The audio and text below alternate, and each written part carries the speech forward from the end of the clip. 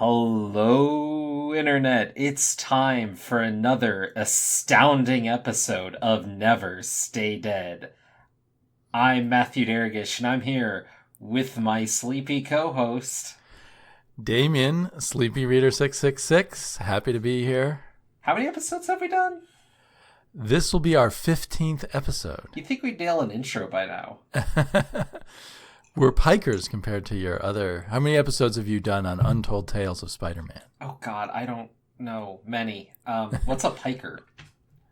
I don't know where that word comes from, but it means someone who's kind of a small fry compared to other people. It's funny because you're using this lingo and I don't know some of the words, and Kane gives me cred for being the old man a lot, so can't win. I didn't even know piker had gone away. But it probably came from my father. There's some things that I know from my parents that might have already gone away long ago. It's probably regional. And there's also regional things, yeah. All right. Well, we're here today to discuss, I don't know how far we're going to go in, but essentially the beginning of Warren Ellis's and Darick Robertson's masterpiece, Transmetropolitan. I agree that we are going to discuss Transmetropolitan. I'm not saying necessarily it is a masterpiece. I think it is their masterpiece, if you will. It is taken as, it's referred to as a masterpiece, although not as often as some of the other big Vertigo books. But it's pretty frequently referred to, as a classic or such. Right. And so I was a little taken aback because I originally read it, though my memory is not there, in about the year 2006, I want to say. But the series ran from 1997 to 2002, and I thought it ran earlier. I thought it was a purely 90s book. So, right. Live and learn. But it's got its start in its 90s. There's kind of always a blurring of things. Things from the early 2000s often look like the 90s anyway. Right. And I guess I can't really say it's not a masterpiece because I've now read the first 3 volumes and I enjoyed them. I think I would have to read the whole thing before I completely judged it upon high as a sure, full critical view. And I'm gonna be honest, my memory isn't there, so I'm doing a reread currently, and I'm on the 6th volume. Right. But. So I'm curious, earlier you said this is kind of like potato chips. Well, each individual... So I was only going to read the first volume in our original plan because, life is busy and everything. And there's so many comics to read. And I had tried maybe one issue of Metropolitan years ago and was not excited. Right. And it probably was issue 3 or 4 or 2, somewhere in there. I don't think it was the very first issue. Or maybe it was even 2 issues. But anyway, but once I got started, it was kind of fun. Once I got past that original first 3 issues, and then, I'm Mr. Sci-Fi guy, and it really, the next, 8 issues just sort of delved into every crazy idea Warren Ellis has, or many of his crazy ideas that he has about this kind of future transhuman cyberpunk-ish, not entirely cyberpunk, but sort of cyberpunk kind of world. I thought this, to me, this fits as cyberpunk, definitely. Well, definitions of cyberpunk are pretty loose. Mine are very tied to what William Gibson did, and this is not that kind of thing. First of all, who's William Gibson? For those who may not know in our audience, of course. William Gibson is the first and most famous cyberpunk writer in prose. Necromancer, was it? Neuromancer was his first book. And sorry, I'm kind of trying to get my cred back. It won the Hugo, the Nebula, and the Philip K. Dick Award in the year it came out, which I believe was 1984. It got the Dickie? It got the Dick, yes. The big Dick. And so to win those are the 3 biggest awards, I suppose, in science fiction. And he won them all. It was his first novel. And it created this whole genre about a future where kind of originally the idea is street punks have access to technology and they make their own street uses for technology. And so in 1984, the idea of computer hackers and such was newish. And so he had people who could jack their brains into computers and travel through the cyberspace, which is a term he invented and an idea he invented before the internet was a known thing. Travel through cyberspace and steal information and do other nasty things. And he had AIs, artificial intelligences, coming to life and acting in godlike ways, controlling the fates of humans from behind the scenes, and all that kind of stuff. And a kind of something that a predecessor of this is Blade Runner. That Blade Runner vision of the dirty future was also a part of cyberpunk. So this has that kind of Blade Runner dirty future feeling, and there are corners of it where people are transcending into nanotechnology and the like. But it's also kind of simplistic in its computer aspects, even for late 1990s. Right. The use of technology is kind of bizarre. So to give people some... I'm guessing that Warren Ellis still used a manual typewriter at this point and watched a lot of TV. Yeah, I wonder. I also wonder how much, because part of the reason I think Transmet works well and works beyond the way most Ellis pieces do is Darick Robertson. The amount of detail and love put into nearly every panel of Transmet is something above that in which you see most comics. I absolutely agree, both in the detail of the backgrounds and the world around him and the expressions and the physical posturing of the characters and everything is very exceptional level art. It's inked in kind of an old-fashioned style, so I wonder if modern readers might not notice it first because they're, it's so much black ink and stuff. But it's exceptionally good art.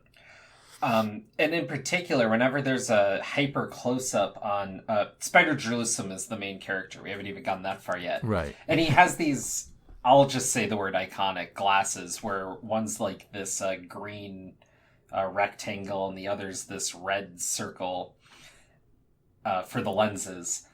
And whenever there's a close-up, you can usually see the reaction of someone in the, what's that called? The 180 shot of it. So you can see the reaction in his glasses usually or something. And it's a good technique. Those glasses were supposed to have some special technological aspect to them that, at least in the 18 or so issues I've read, they never went into. I mean, they can, take pictures and whatnot. Right. But they don't, record video. They take pictures, which is kind of funny when you think about it. Yeah. That's why I joke that I imagine the writer of this, given the way a lot of this is written, is someone who had cable TV and a typewriter. And he's kind of imagining a futuristic journalist based on those tools. But there's that, it's funny you'd say that because there's that whole issue with kind of the disdain for daytime TV and everything. Yes, but he watches a huge amount. Right, and you can tell that was accessed by watching a chunk of TV. I think that reflects perhaps the writer's own life. There's a entire issue, probably like issue 5 or 7 or 8, which is just Spider Robinson watching crazy future TV. Mostly we're seeing Spider Robinson's face. Spider Robinson. I keep saying Spider Robinson. That's a science fiction writer from the 70s. And his real name was not Spider either. But so I always thought Spider Jerusalem came from Spider Robinson. He used to write columns in some science fiction magazine that were really sort of gonzo hippie science fiction news columns. So I wonder, I strongly suspect that that's part of the genesis of Spider Jerusalem, who is also very clearly Uncle Duke from Doonesbury / Hunter S. Thompson, the famous gonzo journalist of the 60s and 70s, who wrote, what's it called? Fear and Loathing? Fear and Loathing in Las Vegas, or Ellis. Yeah, Fear and Loathing in Las Vegas, I think it's called. Amongst others. Right, which is funny because when I first read through this, I had no idea who Hunter S. Thompson was or anything. And learning about him later, my picture of... Like, I get the connection, but it's not really the same thing in my mind. I know I'm wrong, I guess, but... Well, no, it's one of the influences, but it's a very strong, clear influence. Mm-hmm. I mean, Hunter S. Thompson was famous for doing massive amounts of drugs, writing columns and articles that no one else would, in a way, injecting himself into the news that in a way that no one else would do, just tearing through places and creating chaos rather than reporting on the news, and pulling guns on people and wanting to live out in the mountains and not see anyone else. I think he lived somewhere in Colorado, and had a compound possibly with several wives. I'm not sure. But anyway, so all kinds of wild stuff. And he was the biggest writer at Rolling Stone magazine at certain points, and did their journal, covered elections. In fact, he had a series of famous books covering what do you call them? The big convention where the party elects their nominees. He did that. And that's a big part of what I've read here, too. Okay, yeah, so that all lines up. So don't mind me on that, I guess. I should. Yeah. Well, no, you didn't know. And there's no reason, everyone knows different things. You always know a lot more about stuff. Like, for instance, in our last conversation, when I was editing it, I realized how much more you really knew about animation than I realized, and we only probably skimmed the surface of your knowledge there. Oh, well. But anyway, so, I mean, that's just to make my point. I don't want to make you feel bad that I know about William Gibson and Hunter S. Thompson. Oh, no. They're more my generation and my thing because I was into novels and journalism at different points in my life. Totally. But another interesting side is, so in the very first issue, he looks a lot like Alan Moore. Right. And then he takes a shower with a futuristic shower that he says, get rid of everything or something like that. Yeah. And so the shower removes not only all his hair, but all his clothing. And he comes out this skinny little guy with tattoos all over him instead of this guy with giant shaggy hair and a giant beard that we saw in the first, 10 pages or something. Right. And I've heard some contention about that being Alan Moore or one of Robertson's connections. But right. What's interesting... But it does remind you of Alan Moore, even if it's not connected to him.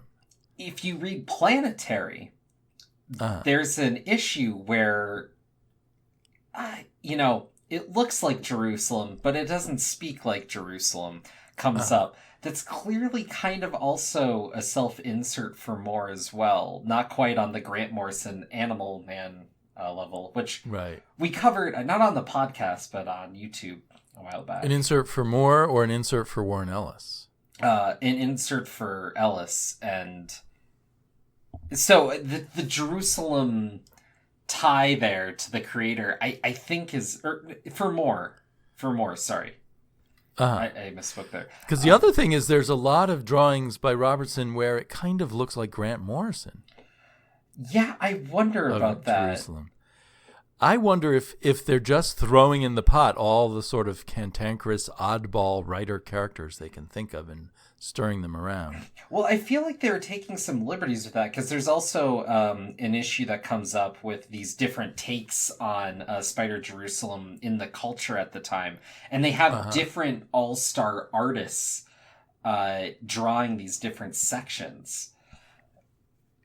And I wonder if there's just some play, some nods with the community there, because they could get away with it. Because you have to remember, Transmet, was coming out when Vertigo was big enough. Though I think originally wasn't a Vertigo title, but then became one, if memory serves. Right. The editors at Vertigo experimented with a science fiction label, which is leaving my mind right now. So Transmet was under the science fiction label for a year. Mm-hmm. I should know it because I bought lots of those. Sorry? Was it Eclipse? No, Eclipse was an old 80s indie brand. I tried. But something like that. And they published a bunch of comics mostly by prose science fiction writers. And but Transmet was under that rubric. And when that folded, they just moved Transmet after a year into Vertigo. Helix, it was called Helix. Yeah. There were a lot of good comics under Helix, but I think it was, I don't know. They might have published too much at once and the market wasn't ready for it. It's funny, I'm looking and I'm only seeing 14 titles, which I mean, I guess if it all came out about the same time would be a lot. Maybe it seemed like a lot to me. 14 titles in 1 year for a side label of DC Comics. Yeah. Yeah, actually, yeah. It looks mostly to be within a year's span, maybe a little past, but I've never heard of most of these. Cyberella? Howard Shaken. Yeah. All right. I have picked up a number of issues of Cyberella in 50-cent bins, maybe even 25-cent bins. I think I came to it because a prose author that I actually was a big fan of and knew personally, named Lucius Shepard, tried a series called starts with a V. Vermilion, yeah. And I think he was not clicking with comics that well, even though he was a great writer. So that might have been part of the problem with Helix, that they brought in too many outside writers all at once. It's a different form, and it usually takes people a few issues or a couple books to kind of like get it. And a lot of these people might have been like friends of Rachel Pollack's, because she came from that science fiction world and succeeded at comics. So maybe, I don't know, that's just a guess. Well, but that's such a more fascinating way to like access a line of comics than like just... I mean, a lot of what Image does is just grabs known creators and be like, go for it, which is good. Right. But I feel like we've done that now, and I'd like a little more something like this. Though Transmet really was basically that model, right? Like Warren Ellis and Robertson, I mean, they're known quantities, and to just kind of... Warren Ellis was just beginning to hit his stride, I think. He had a lot of experience in the early 90s writing a lot of superhero comics. And then in the late 90s, wasn't he also, that's when he was hitting his stride with The Authority? Yes. And he was hitting his stride with this, and a year or two after he started this, he started Planetary, so he was hitting a peak period for him. Maybe not his only peak period, but a peak period. I mean, I think his main stuff is Authority coming out of his run with Stormwatch, and then this, and then, why am I spacing? Planetary. Yeah. I mean, outside of that, I know he's done a lot of things. Well, if you randomly pick up Marvel Comics from like the mid-90s, you'll find a lot of Warren Ellis. Like I randomly picked up some Thor, and there was Warren Ellis writing Thor. It wasn't very good, but it was... I got excited for a minute. Oh, Warren Ellis writing Thor. This should be great. But no, it was before Warren Ellis really was Warren Ellis. Well, in coming out of college, I was a huge Warren Ellis fan. Then I started reading a lot of his other stuff, and it just didn't carry a lot of the magic that I got from his more known works. By other stuff, do you mean like... Avatar Press stuff and... And some of the Marvel DC stuff he did. He did some stuff at the Marvel Ultimate line, some of which was good and some of which was just kind of hacked out, I thought. Yeah, and I mean, he did a lot of decent stuff, but I mean, like, I don't know. There's something like Transmet and Planetary that was seminal that doesn't carry over. In some ways, you can't expect that from everything, but I've had better luck following authors in the past. I've got to say, within my not complete Warren Ellis reading, coming to Transmet, I don't recognize Warren Ellis. Right. I did want to get there, yeah.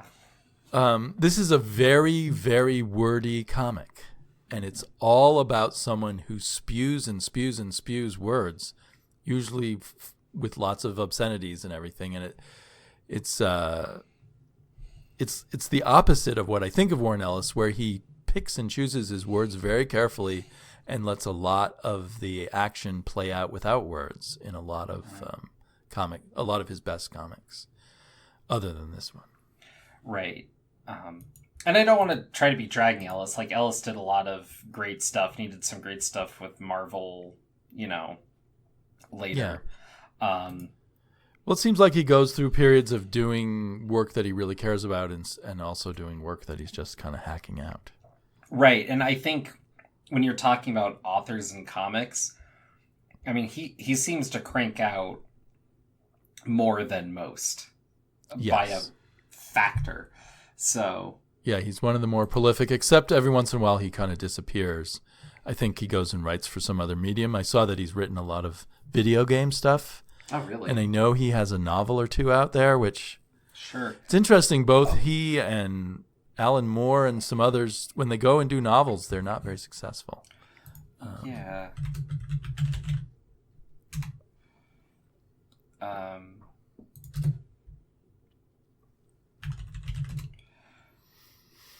I'm trying to remember. I seem to recall a short book that I had that was something about the inspiration of Jack Kirby that I seem to remember he wrote, but I could be wrong. Anyways, but a nonfiction book. Oh, that would be cool. I think it was It was a weird, surreal. It was a hard read. So, anyways, diving back to Transmet, I kind of want to talk about these first 3 issues a bit because, in my mind, the first 3 issues Transmet's been collected a couple different ways. The way I have it collected, there's a really thin trade that's the first 3 issues that I believe is a perfect graphic novel. I think like if you're gonna try to give someone kind of the medium of comics and give them like 10 quick reads, I'd put that in there. Wow. Okay. And I'm getting the sense it does make a complete story, and it gives you yes, it gives you a introduction to the character of Spider Jerusalem as this gonzo cantankerous, way over the top in his bad behavior. Like when he wants to get past a guard who is blocking him, he puts a cigarette out in the guard's eye as a way to get through. Right. And he pulls guns on people, not in those 3 issues, but he has a gun that gives people... it's the bowel disruptor. Bowel disruptor. It gives people strange bowel movements and prolapses and things. It's pretty endearing. He is a bad boy times 10. Yes. And he gets away with it for some reason. People because because his books... He's a fantasy character, right? Of the bad boy writer. He's as much of a fantasy as Conan or Superman in my mind. I wanted to talk about this, and you mentioned this before we started recording. In our Conan episode, when we were blipped, where I had to edit out something where my daughter came in. Yeah. Right. You were talking a bit about how you find Conan to be like Superman, that he's a power fantasy. Right. To me, in this moment right now, Spider Jerusalem is a really interesting power fantasy to be reading, because... You mean in this Donald Trump era in the United States? Well, Donald Trump really reflects kind of the Smiler, who is one of the antagonists in the book, who's the president, in part. And he's not the Beast? The Beast is the other one who loses to the Smiler. Are you saying Trump is more like the Smiler than the Beast? It's a little hard. I mean, this is written in 90s politics, where you either had kind of the gruff one or the one who is lying, which take what you will. I mean, this is written in the era of Bush, so give or take. It's set in America, but I feel like a lot of the politics have to do with Britain. And that's fair, right? I mean, that makes sense. And I particularly feel that when we see the slum and it's all white people. Huh. They have a lot more slums with white people over in various parts of the United Kingdom than we do.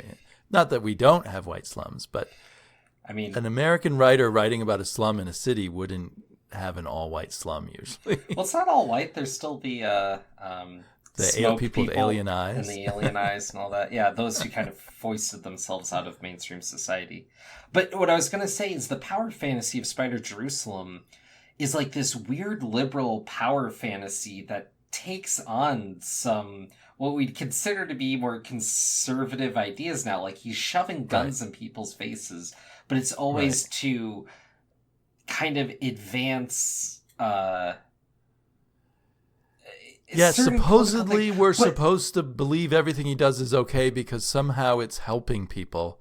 Even as he beats the up new people, scum. disrupts their bowels, walks over their bodies, kicks them in the face. Right. But he has a very, like, it's very perfectly liberal in that it's not super progressive. It toes a mainline stream, but it's open to other people, but judgmental of them at the same time. Right. I mean, so it reminds me of there's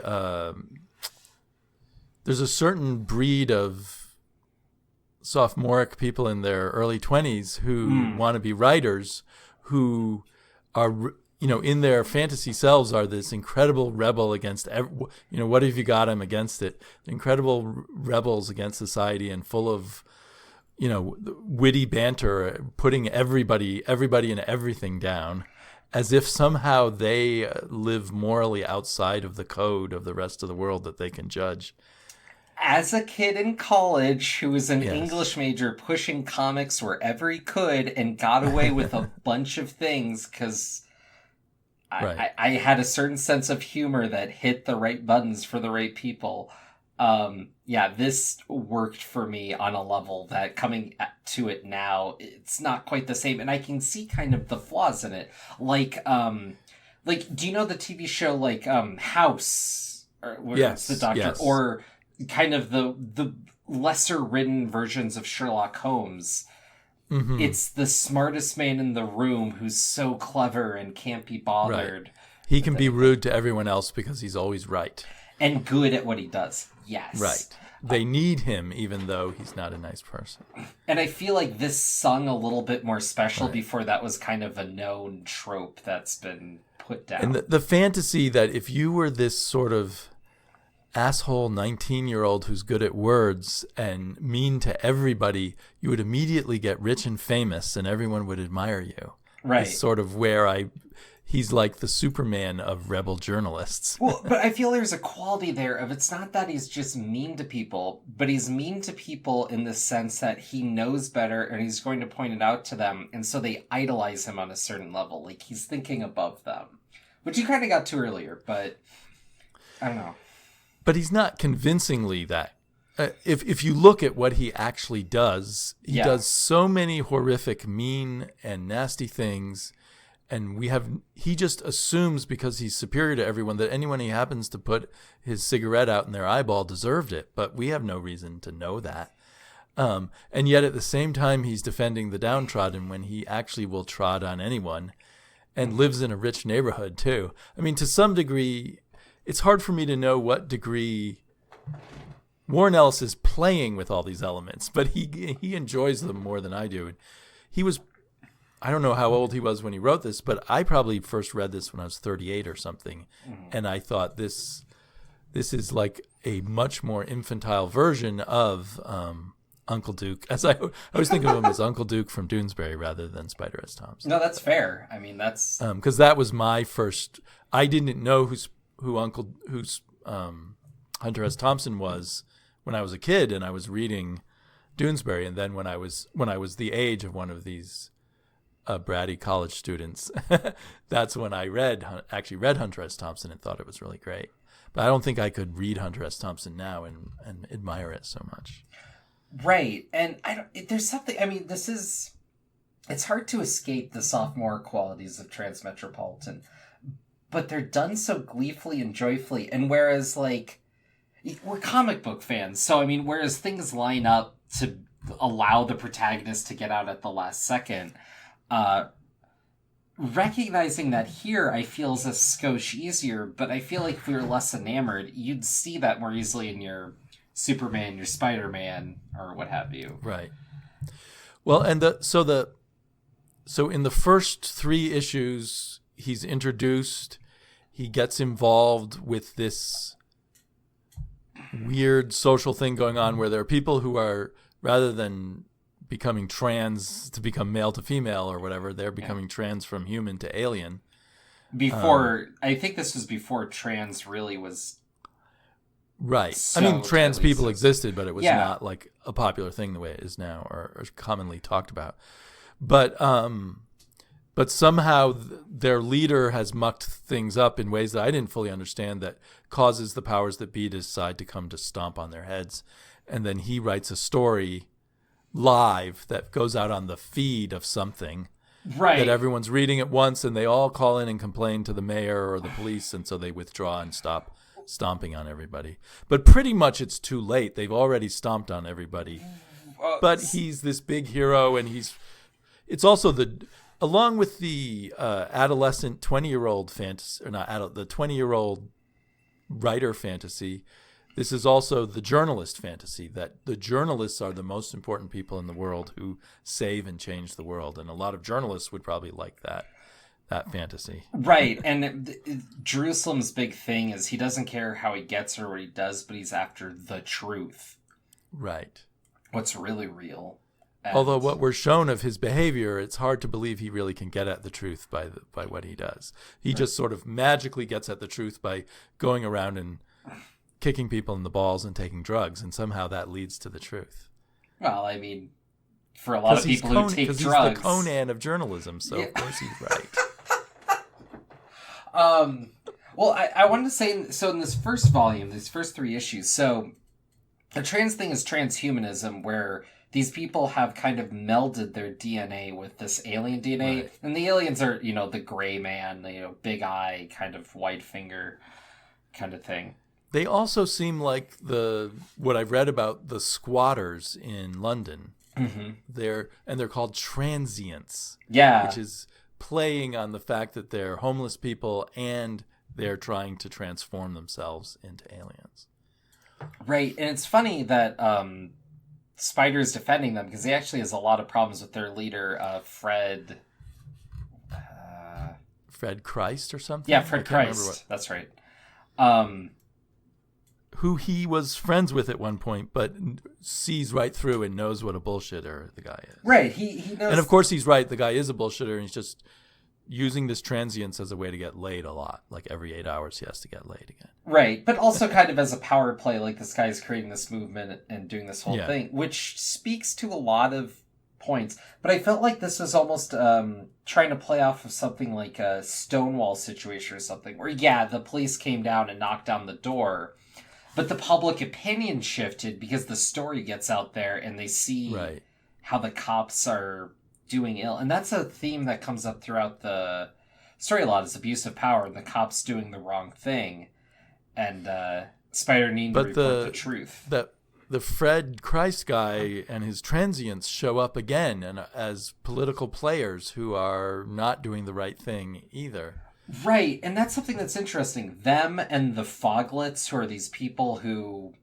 different sort of transhumanism, where they ascend into kind of this, cloud of, nanoparticles, I take it to be. Yeah, so their consciousness... He didn't use the word nanotechnology, but it seemed to be made of nanotechnology. Yeah, fits that idea, right? So it was a lot like... That was the most, in my mind, cyberpunk idea, where the whole... In cyberpunk, transhumanism is where we're all going to transfer our brains into the cloud or into a machine. Mm-hmm. And we don't need our meat bodies anymore. The Ghost in the Machine. There's a lot of... Ghost in the Machine is a cyberpunk movie. There's a lot of cyberpunk books and movies that deal with that transcendence of the body. Yeah. Like Ghost in the But Shell, those people were presented as, I guess, as cool. Mm-hmm.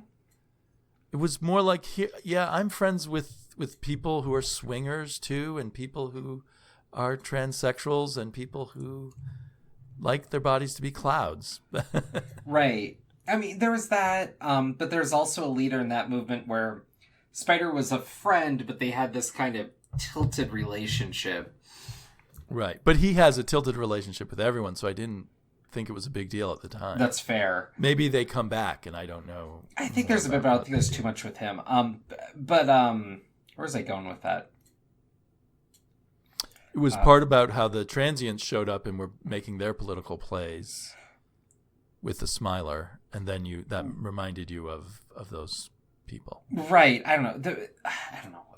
But I mean, to the cyberpunk stuff, I mean, there's also little things people install, Yelena, who's one of his assistants, one of Spider's assistants throughout this. Is that the second one? Yes. Okay, yeah. she gets something installed so she can just like call people or activate phones with a Uh-huh. thought. I don't think I've got to that part, or either that or it And then right past me. Spider tells everyone close to him to like take anti-cancer pills so that they can smoke profusely. Yes. Now there is, there at the university I went to, there was cafes in different buildings, and the cafe in the building where, and this, since I went to school so long ago, you could smoke in public.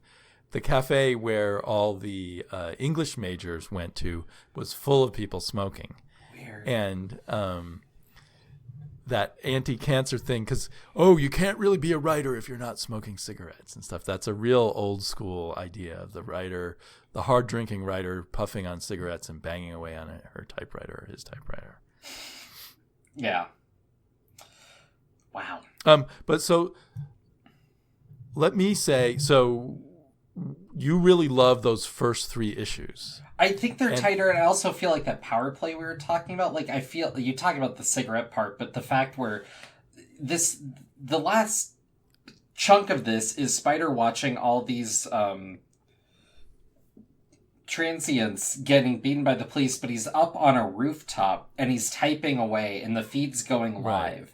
And it's actually written fairly eloquently in a way that actually works, which is fairly impressive. Right. For a moment, my cynicism turned off, and I was able to go with the writer Superman fantasy there and get all excited that he's sitting there writing about what's happening, and it's changing events and making rights get wronged in the moment that he writes it. And as it's going, the police eventually kind of get this notice, you could tell, and they walk away. They all walk away. So, I mean, he affects it. And the thing is like, this moment is on Ellis completely, because if those words didn't like ring for me, if I wasn't somewhat moved by them, the story wouldn't sing. But because it's written right, it works, and it's such a I'm imagining sitting down and scripting that and being like, okay, I have to write that, like that, putting yourself in that position as a writer. True. He definitely, I mean, it takes a lot of balls to say, okay, this is a really great writer that I'm writing about in my story, and here's some of his writing. Right. I don't know. I think those. That's a very good point, which, because of my cynicism about everything else, I probably didn't think about very much as I read it. And I'll say this: if a story has an ending that feels earned and like works with everything else, I can forgive a lot, because there's not enough good endings. Well, I think the ending is made even better by the fact that in the, what do you call it, the denouement, after the climax where he solves the problem, and then you have the sort of an outro to the story. In the outro to the story, he gets his ass kicked by the police. That's true. Don't you ever do that again. And that gives it some more grounding, and it shows that he was successful in a way that it sort of emphasizes in a certain grim way his success and the power that he scares the police enough that they had to come beat him up. Yeah. Of course, if they were smart, they would have just come and killed him, because it's not going to stop him to get beaten up. Right. But so because I was feeling so cynical about this fantasy writer thing, I liked the following maybe eight episodes that were mostly riffs. Like we were talking about, the one episode was entirely him watching TV. Another episode was just taking this assistant of his to see her boyfriend get turned into smoke, and make love with another pillar of smoke as they watch. Right. So, and what I liked about it, well, I love just throwing in the kitchen sink of ideas that he was doing, and that was really ballsy. Like, it was awfully ballsy to do a whole episode about watching TV, for instance. I also liked that during those episodes, he was not lionized as some wonderful guy. He was just this bizarro character in this bizarro world, and I kind of like that better. And then in the third volume, which I've read, is where the big political campaign thing comes in, where he's again supposed in some way that is not. I feel like the reasoning behind it so far seems weaker, but maybe it'll seem stronger if I read further volumes. The reasoning as to what good he's doing by what he does, by his cynical reporting on these campaigns. There was something I saw when I was in college, and I was going through a lot of these Vertigo things, and it was like, Transmet is porn for journalist majors, Fables is porn for English majors, and Sandman was like porn for theological majors. Yeah, Sandman's also for English majors, I would say. Yeah, honestly, it's true. Probably more so with Sandman, but I get the Fables one too. Right. Man, Vertigo turned out a lot of great stuff, didn't it? Yeah, a lot of great porn. Yeah, well... And maybe it'll change. I think I'm now going to read all the volumes, so maybe we can have a follow-up episode. That's funny, considering you're not. It doesn't. Yeah, because at first I'm kind of annoyed at the character and find him a bit repetitive at times. Yeah. The whole shtick about drugs and everything gets kind of boring in a way, but on the other hand, like I said to you, I'm starting to find it. Once I got past a certain point, it just became addictive, like potato chips. They were kind of easy to swallow the next one and the next one and the next one. And I'm kind of, while each individual episode of this political arc that I've read wasn't super interesting to me, I'm still kind of interesting to see where it's all going, and does Warren Ellis have some points to make that I'm not foreseeing that he's going to make. That's interesting. I think what's interesting too is Spider Jerusalem, as far as comic books go, is a very kind of different animal, because we're used to having these aspirational characters where there's a certain amount of empathy, and Spider Jerusalem is not that at all. And it's right. You want to see what happens next, but it's kind of a sick pleasure, right? Like, you kind of hope something bad happens to him too.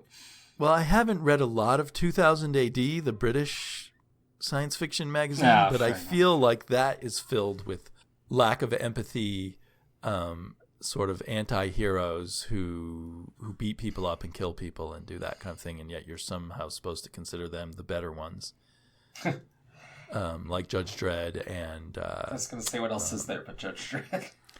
There's something else that I've read a lot of. What's it called? It's about a guy, a soldier who's blue-skinned, and his friends who have died have the chips from their brains inside of his gun and his helmet. Sounds interesting. It's fun, but it's very nihilistic. This brings a bit of that vibe into a long form comic, whereas the 2000 AD things are all these really short stories. Yeah. So, did you also get to the issue with the reservations of kind of time periods? Yes, that was another one that was just. It really didn't matter whether Spider Jerusalem was good or bad in that one. It was just a really cool vision of something they might do in the future. Cool and cruel. I mean, it was not... Cool concept. Like, that's a fun story. The idea is that there's these reservations of these various time eras, and people would give up their lives to live in these reservations as per the people of the day. Right. So they're not going to have the long life or the pleasant life or anything. And in fact, even though they volunteered, their memory is wiped of the real world that they came from. And they have to live by the rules so there's people who volunteer to be like in the Incan one, and people get sacrificed all the time. The missing component to that story was kind of why anyone would volunteer for that. Yeah, it was just presented as a cool idea that this is like, it's almost like living museum pieces that we're just preserving the past by creating this little zone where people live separate and, they live like the Aztecs did, or they live like medieval people did, or whatever. And another interesting riff was on people who get their bodies frozen or their heads frozen in hopes that they'll be revived in the future. Mm-hmm. And so in this future, I guess they can do it easily. So they revive people, but then they don't give a crap about them. And they just let them wander off into these homeless shelters, basically. And they're shell-shocked for the rest of their lives. I wonder if that's going to come back, because there's been a few references to it. There's that one lady they do kind of follow a bit, at least for a while, and she's She's interesting. It's funny because they talk about them being shell-shocked by the future because, they're coming from the 1980s or whatever, and suddenly it's the future. But I'm like, all of them? And it just kind of... No one can adjust. And the world that Ellis presents us is wildly uneven. I mean, there are the people who are living as mist, but there's other people who are pretty much living like we do now. Right. Maybe with better TVs or something. Right. And that's interesting. It's funny to me, too, because there's a juxtaposition, because I've been watching Cowboy Bebop again recently. And there's an episode in there where they deal with one of the main characters who was from the past frozen and come back. And so she becomes a bounty hunter to pay off her debt that she accrued while being frozen. Right. That's ironic because the idea of freezing usually is, you'll put $100 in the bank, and by the time they wake you up, it'll be worth $100 million or something from. Right. But anyway, sorry, that's a total digression. Oh, no, that's fine. It was just funny to see this kind of like different juxtaposition on that idea, but like, whereas in one, because both deal with an issue or an episode, one feels so much more fleshed out, and the other one doesn't, but they both try to play sympathy, and both to like a female character who is dealing with an illness that got woken up. And it's just interesting to see this kind of play, but it's also interesting too, because that in that issue, Spider Jerusalem is a lot more subdued and kind than he is pretty much anywhere else. Well, I felt all of this series of riffs that we got did not form a coherent future. It was more, that's why I said like it's throwing in the kitchen sink. It was just like, Warren Ellis has this idea. Okay, I'm going to do an issue on that. I have this other idea and this other idea, all about an uncomfortable future, but not necessarily all fitting together in the same future very well. Yeah, and I feel that could work, but the problem is he doesn't then later bump it up against each other. Like, we don't see the Foglets and the alien transits kind of interact as much. Or there's a issue where he deals with all these crazy religious ideas that are all very Christian inspired. Right, he goes to basically a religious convention, like the dealer's room in a convention, and insults everybody selling their different religions. Right. And that's the whole episode, basically. And like that's a fun one, but then we don't kind of really see much of those people later. And well, that fits my riff theory. He's just riffing. Yeah, and it just feels like as the series continues and as they try to go into the election, all the people being represented and whatnot are people that we would have met. But they don't, like, there's some natural ways to connect, but it just doesn't pull through. And so, I don't know. Like, I like Transmet, but in rereading it, I'm finding a lot more holes and a lot less to it. And it's really funny because I was looking up some reviews for Transmet before we got on. And for a lot of people, it was big for the group of people kind of early 2000s, late 90s that would read graphic novels and not comics. Uh-huh. And I think it's funny because it's really, on pure literary merit, it definitely has more holes. Well, and pure logic merit, but in terms of, and again, I think it depends a lot on your age. If another appeal might be if you're kind of going through your punk rock phase or something like that, because that whole attitude, he's like a punk rock journalist, he could be viewed as that way. Yeah. Even though he's based on this hippie journalist, but was he? Is that a hippie? That doesn't fit my picture of a hippie at all. Well, Hunter S. Thompson was of the hippie era. He wasn't really a hippie, but his drug taking was very much a 60s kind of. Hey, tons of people take drugs. If I'm going to have a trip, I'll just pop it in my mouth and see what happens. Yeah. Yeah. I may have cut you off because suddenly I couldn't hear you. Oh, it's all good. I was just saying, plenty of people take drugs that aren't hippies. Yeah. But, well, at the time, it was pretty much people who were hippies taking drugs in the 60s and 70s. I mean, that was pretty much the defining thing. I thought it was all like free love, man, and being all chill with long hair and headbands and tie-dye shirts. Where did the tie-dye shirts and long hair come from? Just from doing drugs, I think. I mean, and the free love came from doing drugs too. Well, maybe not for everybody, but that was in my mind. And originally, like I know it hasn't played out that way over the years, but originally when punk first came out, it was kind of against doing drugs. It was just we'll just drink alcohol. We don't need all these drugs that you guys. But of course, it turned out everyone was heroin addicts, just like all the old hippies were. Well, so almost this part that I'm liking is maybe an interlude, only has a little bit to do with all the plot that develops afterwards. Right. If I'm following what you're saying, because in volume 3, the whole thing is devoted to the nomination convention kind of circuit. Yeah, and I mean, it goes down some different routes, and it does play with some ideas, but it does become much more about the political angle than the sci-fi stuff. So. And I wonder if that's going to rub me the wrong way again, because if I don't think his political analysis is very clever, but he's telling me how clever he is, yeah, you know what I'm saying, that will be a bit annoying. Well, he does have some failings along the way, which, I don't know. I find it interesting, but it is, I don't know. It's funny to me because with I have a lot of friends that don't read comics a ton, but about the 2 comics I've gotten people to read semi-regularly are Transmetropolitan and Preacher. Uh-huh. And going back through Transmet, I honestly, I don't know. It's good, it's fun, but it's not quite to the level that I remember it being. Yeah. Well, I think as your friends get older, you might be recommending different things to them. Like, that makes sense because most of your adult life has been in your 20s. I haven't read Preacher yet, so I don't know if that applies to Preacher. I completely didn't even know of the existence of Preacher during its heyday. Wow. I don't know how I missed that. And now it's intimidating because it's this big, long series that I'd have to really commit to. It's like only 60 issues. Oh, well, the Transmet is probably only 60 issues. That's, exactly. That's 10 graphic novels. Well, yeah, but, give up. I'm busy reading, bad Batman books that are coming out tomorrow. I don't have time for this.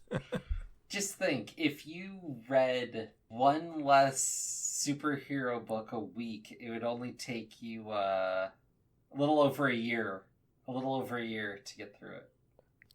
Well, another factor is when something is completed, then sometimes I think, well, I can read it anytime, so I can procrastinate on that. Oh, yeah, we all fall into that Which isn't trap. logical, because the things that are ongoing right now, I could read at any time once they're done.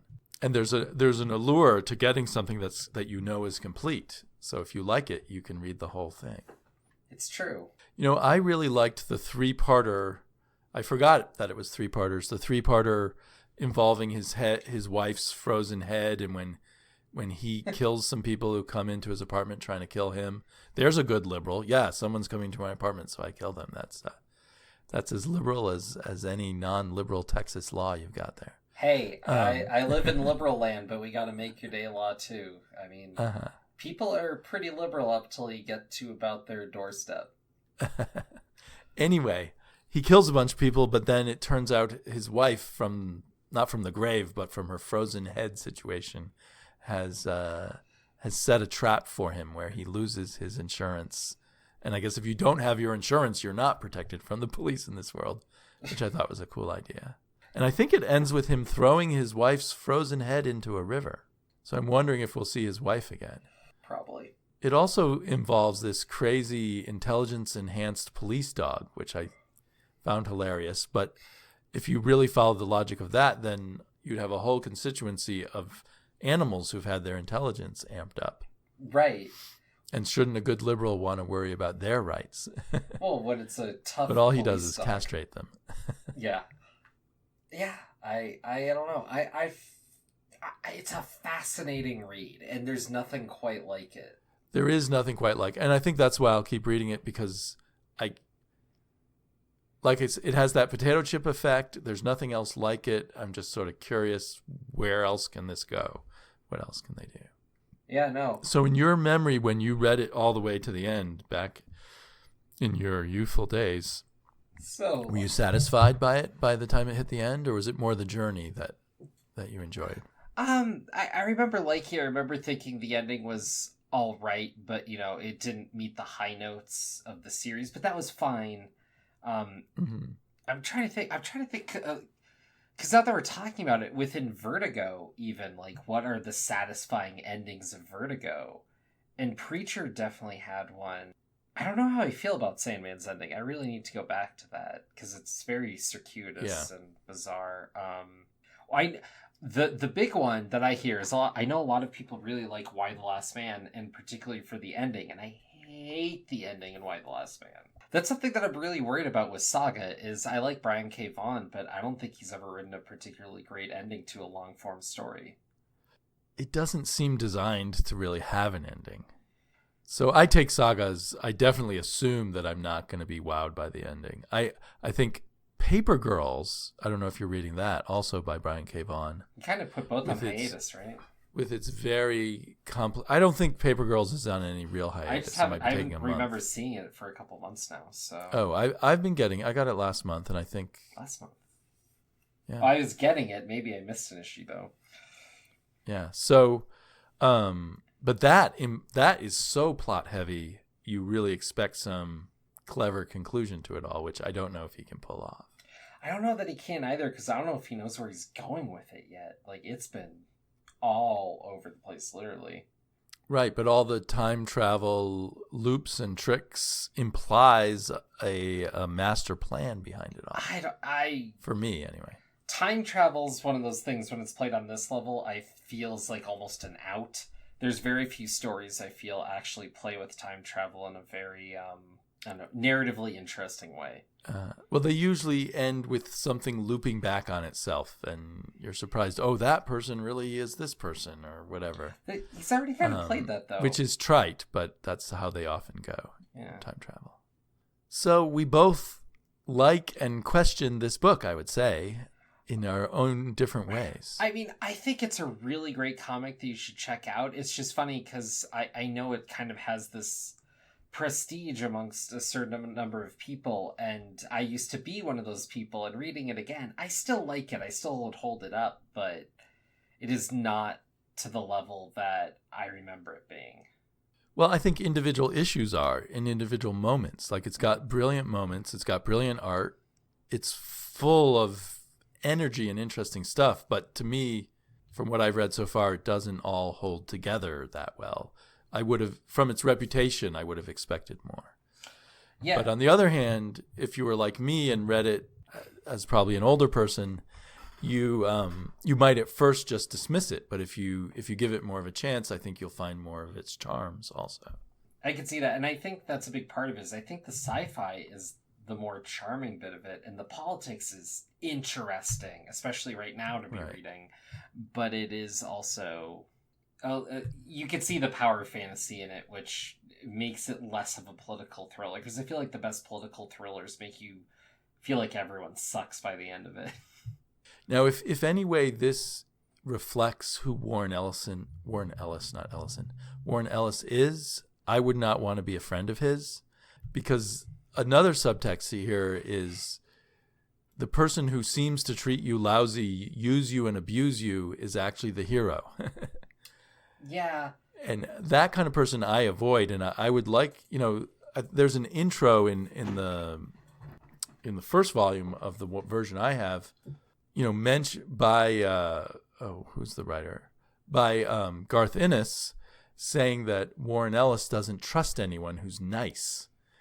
And that's a nice excuse for being a dick all the time, and then supposedly being a good person despite being a dick.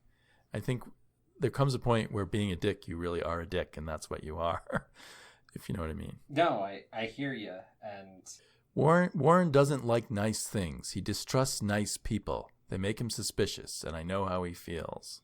It's something I could relate to in my 20s. I get it. Yeah, I mean, there's some truth there, and then you go too far, and you meet these people who are just users, and whatever their politics are, and they don't have to be a capitalist to be a user. You know what I mean? They can be a deadhead hippie who always bums everything off of everybody and never helps anyone out while saying they're all for peace and love. There's a lot of, the world is full of these people who are just selfish but claim a moral high ground. Spider Jerusalem seems like that kind of person to me. He is, but he does have genuine moments of compassion at times, which makes him more compelling.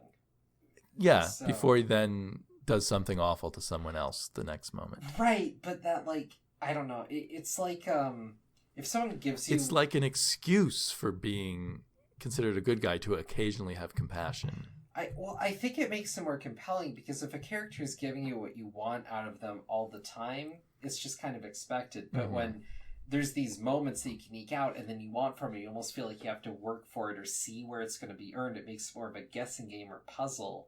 And that makes it more compelling because you have to engage with it. It's not true.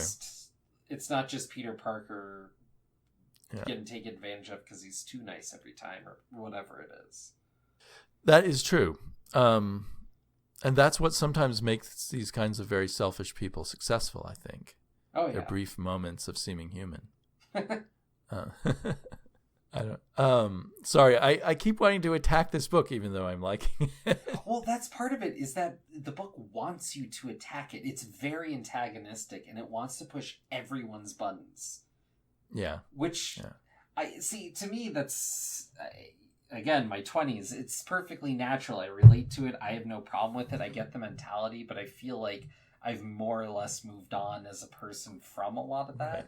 But I can still respond to it. Like, I get it. And it's one of those, like, I don't know, it's like you could know that it's pushy or let it push your buttons, but, like, once you know it's there and you just enjoy the ride, like, it's not as big of a deal.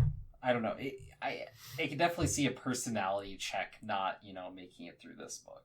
I wonder how this reads to someone who has a teenager as a child. Maybe I'll find out someday. Which we'll both be there someday. Anyway, it was a cool choice, even though it's just like Conan and Superman. Just like. Exactly. Well, we'll probably still be alive by the next episode. Which will be, we've decided that we will read some, we don't know exactly which stories yet, but some of the prime Will Eisner spirit stories. Right. That we will pluck out of some of the reprints, the Warren magazine reprints of Spirit. So prepare yourself for that. Yeah, I'll have to prepare myself. It'll be a bit of comic book history. It'll probably be another one that you say, what was the big deal about this? I can't. I know what the big deal is. I know how foundational it is. I can't walk away from that. Okay, we'll be back.